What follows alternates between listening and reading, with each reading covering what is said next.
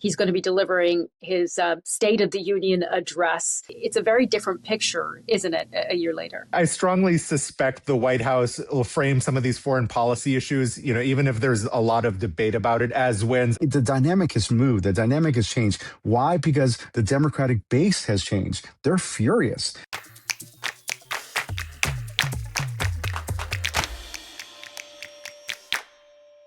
Hey guys, great to see you and really happy to welcome our special guest, Fin Gomez, CBS News political director and White House executive director. Fin, you're stepping in for Katrina this week. It's great to see you again. Yeah, big shoes to fill, but always happy to talk to my good friends at the BBC. So good to see you, Sumi and Bernie. Welcome back. Appreciate you coming on. Thank you. Yeah, this is like three friends talking about politics, which we love. And yes. There is plenty to talk about. And in fact, Bernie and I were talking about the fact that around this time last year, the president was delivering his joint address to Congress, not yet officially a State of the Union address because he had just started a second term. And fast forward to today, he's going to be delivering his State of the Union address. And we were talking, Bernie, just about the fact that it's a very different picture, isn't it, a year later? It is. And I think what's most interesting looking back on last year and then looking ahead to this year is that there are things that I think the Trump administration will see as a job that's done. I think one of them that stands out to me is at the time he spoke quite a lot about DOGE and the cost-cutting efforts that were being spearheaded by Elon Musk, which is, despite there being a lot of federal workers who are no longer employed, it's really kind of fallen off from public discourse. Whereas on the other hand, he also spoke a lot about negotiations about Ukraine and Russia, for example, and that's still very much hanging over his head. So it'll be really interesting to see how he, especially the issues that are still pending, how he kind of portrays that in his speech. Yeah, I think Sumi, that he's just going to bang the drum, tout that he's succeeding on every single aspect of his on every single part of his policy across the board. I think the one thing when speaking with senior White House officials, one thing they always tout is immigration, right? And just like the great success that they feel that they're having, and in the historic low turnout of a low amount of immigration, of illegal immigration that's coming to this country.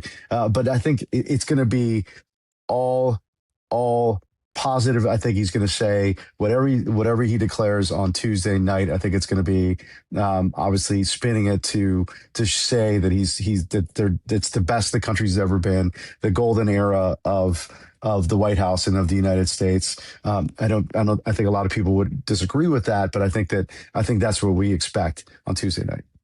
Yeah, and it's not unusual for a president to come into a State of the Union and point out their successes and their achievements, but I'll also be looking out to see what the Democrats do. The three of us, remember last year when we saw the Democrats hold up those paddles in protest. And this year we're seeing some Democrats actually say, just a handful, I think, say that they're going to boycott the State of the Union. And I think that's kind of a lesson learned from the Democrats. I was actually at the State of the Union, or the joint address to Congress last year when Representative Al Green from Texas came out waving his cane, and he was kind of yelling in front of all the cameras. And I think that really wasn't the kind of centrist, moderate message that the Democratic leadership wanted to portray at the time. So now they're kind of taking an opposite approach and just kind of at least partly removing themselves from that situation, which really was quite chaotic. And I don't think, in retrospect, the leadership of the party saw that as a very good look for them. So I think we're going to see something very different this year. They're going to have a lot of speakers kind of speaking firsthand about their experiences of Trump policy, whether the economy or immigration. And I think that's kind of a very different way to get their message across than paddles and interruptions. But I do think that I wouldn't be surprised if something like that happened again. You're absolutely right, Bernie. At the time, it was just a couple months after this big political comeback win, frankly, from President Trump's win in 2024. And I think that, and they were trying a different tenor. Now the dynamic has moved. The dynamic has changed. Why? Because the Democratic base has changed. They're furious. Their anger is palpable, big. Excuse me, I can't say that word for some reason, but it's huge right now. And in speaking to Democratic leaders, political leaders, I mean, they really truly believe that the zeitgeist that they're in right now is one of fury, and I think political fury. And I think that some of these Democratic members are going to tap into that, not only because of the ICE operations, immigration, but across the board, and in policies that they not only have issues with, but policies that they demonstrably have issues with. And I think you could see more of those outbursts. I think you could see something from the gallery, maybe interruptions, and I do think it might be more pronounced. I do than just signs or wearing white as they have done in the past. And we should say that members of Congress can bring along a guest, and often that is a way that they make a political statement, is who they decide to bring along. And the members who have said that they're boycotting the State of the Union, they're attending something called they're calling the People's State of the Union, that's organized by a group called Move On. And to your point, Bernie, they say that they will be discussing some of the ways that they believe President Trump's policies have negatively impacted the country. But to your point, Finn, I mean, where Democrats say where they are right now, I think it's important for us to level set and talk about where the polls are. So I was just bringing along some of the polling that we've seen in recent weeks, because the polling isn't good for the president right now. So if you look at, I'm just picking two polls here, the most recent Economist YouGov poll that was published very recently, 47% of those said that they would, who were polled, said they would describe the president as racist. 49% of Americans would use the word corrupt to describe President Trump. If you also look just at the general disapproval rating, about 56% of Americans in this Economist YouGov poll say that they strongly or somewhat disapprove of the president's job performance. So that's the one poll. And I know, of course, you always have to look at a selection of them, but I was also looking at this Reuters Ipsos poll that was released recently, showing the approval rating for the president at 38% overall, down from 47%, in January. And it's really interesting to show that that number among Republicans, actually from January to February of this year, went down from 91% to 84%. So there's some loss there for the president. So, I mean, I'm reading out these numbers just to say that the president and his team are well aware of the fact that this is being covered. These polling numbers are being covered pretty extensively. Yeah, I mean, and I think that the one you hit on, especially that I think resonates for many Democrats I spoke to, is the one on immigration. Like this is, if you talk to senior White House officials, as as we have, the three of us have, like they tout their immigration successes, right? They again, the historically low number of illegal immigration, unauthorized immigration, but it's not. It hasn't been netting them the positive approval ratings that he was getting at the beginning of his term. And in fact, that Reuters poll has dropped. It's like it's the lowest. It's fell to the lowest level since he began this administration on the issue of immigration. And it's not just with whom you might expect, Hispanics, which has dropped precipitously with Hispanics, but also with male voters. Male voters, as you remember, they voted pretty strongly for Donald Trump in 2024. So an issue that they tout, these polling numbers show that he's actually losing on. So I think that's something we have to watch. And as we talked before on this podcast, there's also been this drop in Hispanic support. And right now, we're the midterms are coming up this year, a big seismic cycle. And a big part of that Trump 2024 coalition were Latino voters. And in most polls, including our own CBS News poll, it shows a double-digit drop of support for the president and his Republican allies. So I do know there are a lot of congressional Republicans I spoke to are skittish about this issue in particular. And I think during the first few months of the Trump administration, it really seemed like immigration was kind of the go-to topic that they would speak about because, polling numbers on the economy weren't fantastic. But now, if there's trouble on both those fronts, at least in terms of polling numbers, that puts the White House in a very difficult position. I mean, another interesting poll I saw, which was from CBS, so thank you, Finn, to your team. But you're very welcome. It showed that, even if many Americans now don't see prices rising as much as they did a few months ago, a majority still think that economic opportunities are rising for wealthy people, but not necessarily for everyone else. So for an administration that kind of promised prosperity for all, that presents a huge issue as well. So, I mean, I think it'd be really interesting to see how they portray those two issues. Immigration, I think, is interesting because he portrays it as not only a public safety and law and order matter, but also an economic one in terms of American jobs. So I think that's still going to be kind of perhaps the primary kind of achievement in his eyes that he speaks about. But it'll be interesting to see how he kind of, if he acknowledges, the public discourse on immigration is very different now than it was in February of last year. I should say that, the White House did respond to some of the polling because we have seen this polling ticking down for the president across the board in a series of polls. And a spokesperson said the ultimate poll was November 5th, 2024, when nearly 80 million Americans overwhelmingly elected President Trump to deliver on his popular and common sense agenda. So clearly the message there from the White House is, well, everyone, all of these millions of people elected President Trump to do exactly what he's doing. That's the only poll that matters to us. Regardless, of course, they're looking ahead to the midterms. And of course, they're concerned about the fact that if President Trump's approval rating has ticked below 40%, because it had remained pretty static at around 40%, they will see that, Finn, as problematic. Yeah, no, absolutely. And that it's usually an indicator of, how the party may do in the midterm elections is how popular the president is. Remember, there's only been 2 occasions in the last 40 years where the party that controlled the White House won seats in these midterm elections. And that was, one of them was right after 9/11, and the other one was right after the Bill Clinton, Monica Lewinsky scandal, when they felt that there was too much of a political witch hunt, if you will, against Clinton at the time. So you're seeing those are these 2 moments. So they are running into historic headwinds, of course. But I do say, in speaking with senior White House officials, they have told me that I can almost guarantee, I will absolutely put money on this, that he's going to tout his one big beautiful act. It's going to be something he's going to say, like, hey, that big act I passed last year, like, it's going to hit your wallets in the next couple months with you when you get your tax refunds, when you get all. So that is something that they are banking on, to use the pun, but they are on, like, changing voters' minds on what issue that's bigger than immigration or anything else for American voters: affordability, the economy. So they believe these tax refunds, taxes on tip. And that's something that's, by the way, that we confirmed, our great reporters at CBS News, Olivia Rinaldi and Jennifer Jacobs, confirmed that there was a big meeting on Capitol Hill a couple of days ago with cabinet members and senior officials from Trump's political operation, focusing on the messaging on the midterms. And what was the focus on, as you both know and reported, it was on affordability and what this big piece of legislation, this massive legislation,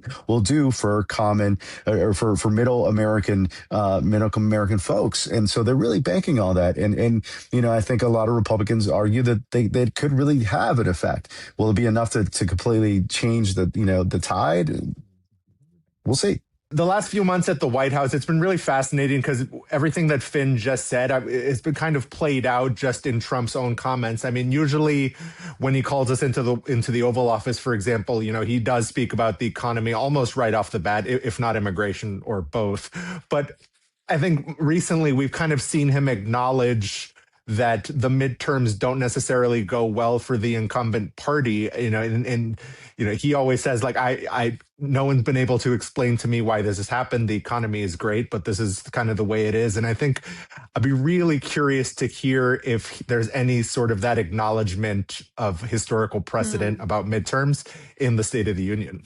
Yeah, definitely. And this is a president, obviously, who is famous for going off script. So I wonder also, I'm going to be watching very closely on how much of that messaging he goes off script, because when he says, I don't understand why our poll numbers are not where they should be because the economy is doing great, you almost wonder if you can hear some of his advisors cringing in the background, because this is, as we've discussed many times, the same issue that Joe Biden dealt with, that, on a macroeconomic level, there were good numbers, and yet people were furious about the state. I mean, just going out to talk to voters, furious about the state of the economy, and most importantly, inflation. Now, we have to say there have been some good economic numbers for this Trump administration, with unemployment ticking down slightly, inflation not rising at the level that many economists had predicted despite tariffs.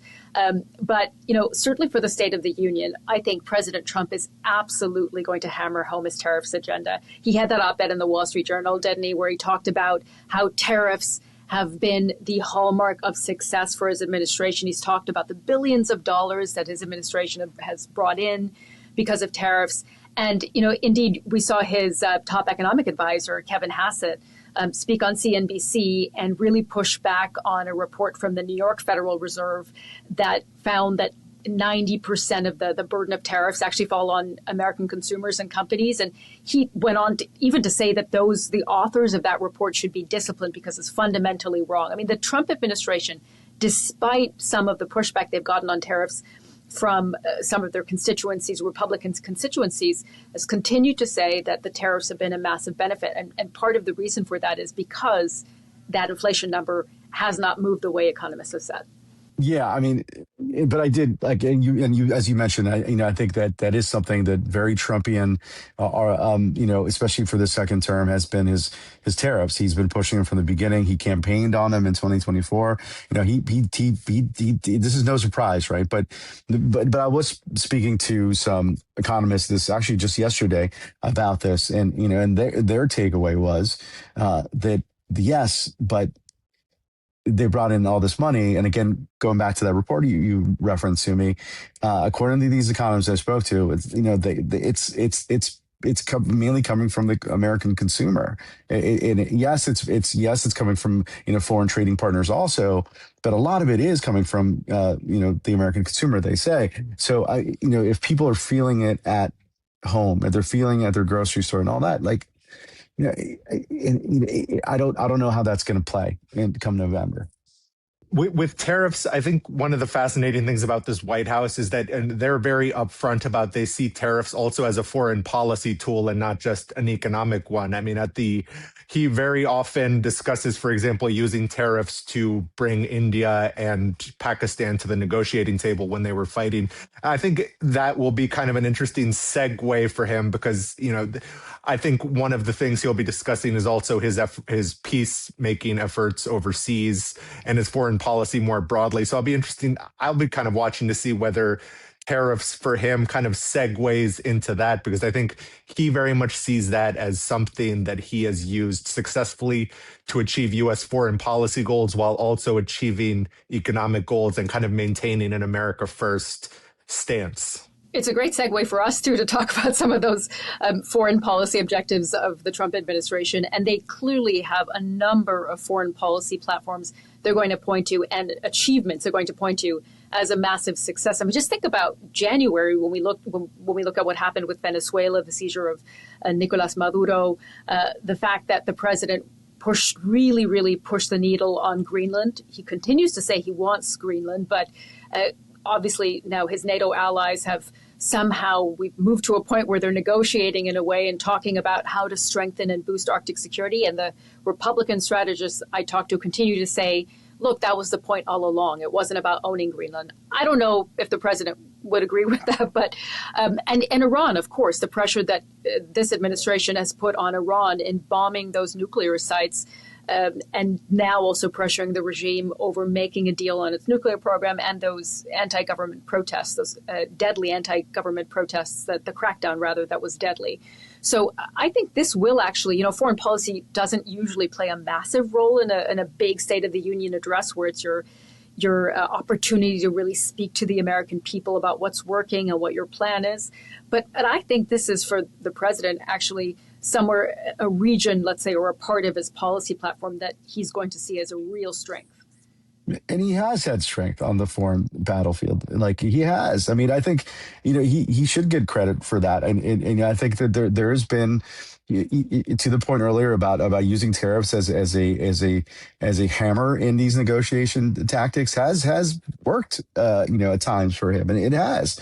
And I think in speaking to if you speak to folks in South Florida, where the large part of this Venezuelan diaspora lives now, and as someone who did cover Venezuela from Chavez through Maduro, I've been there many times. I interviewed Maria Corina Machado. The fact that he's no longer there and yes, critics can challenge how it happened, or the sovereignty component here, of course.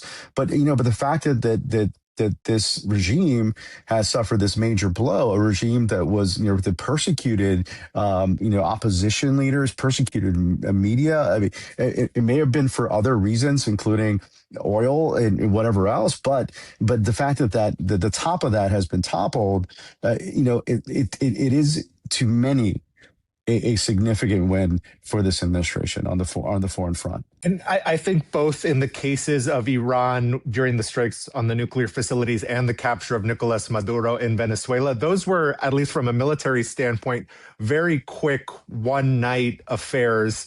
And that kind of allowed him to avoid the kind of long-running regime change and nation building that he campaigned against, and that, many people that support him, they have a very bad memories of the global war on terror and 20 years of trying to fix countries abroad.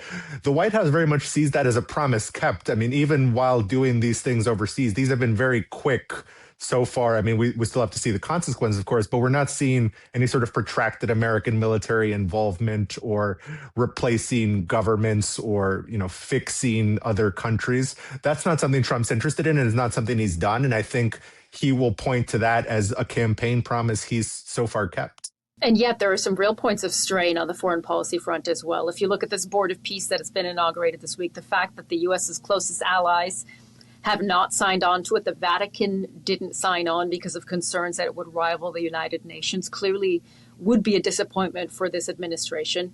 Also, the fact that, you haven't seen a resolution to the Ukraine-Russia war, something that President Trump had promised. You were talking about that, Bernie, in his address, his joint address to Congress right after he took office again. And then you have to say that speech at Davos that President Trump delivered and the real rupture with U.S. allies to a point where they really see this as a turning point where there's no going back. And the administration would disagree with that assessment, of course. They would say, we are bringing Europe, into the fold in a modern order of the Western civilization.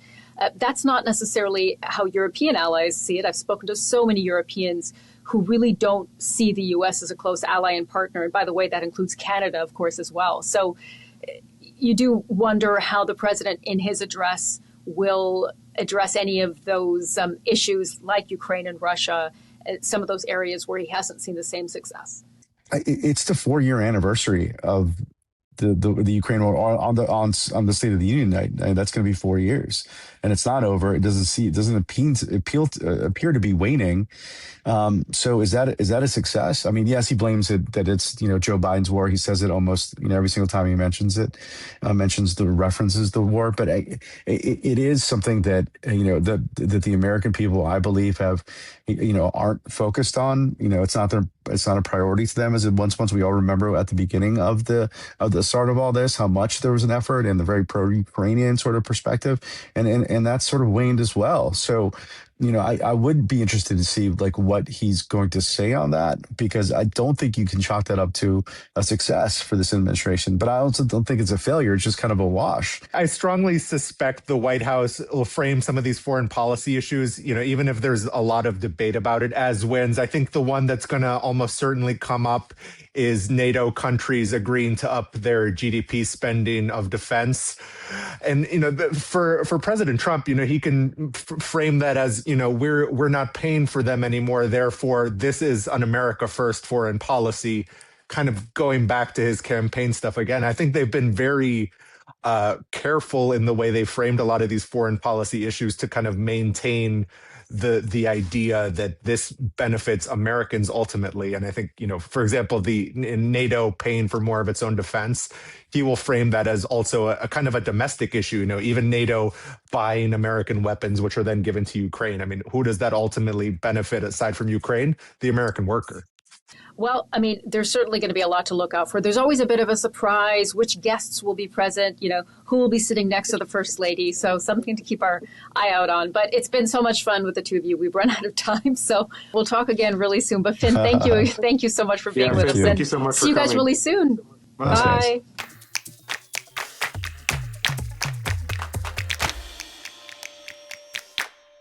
If you enjoyed this episode of The President's Path, then like and subscribe to our YouTube channel. We'd love to hear from you. So please leave us a comment below or email us on path@bbc.co.uk.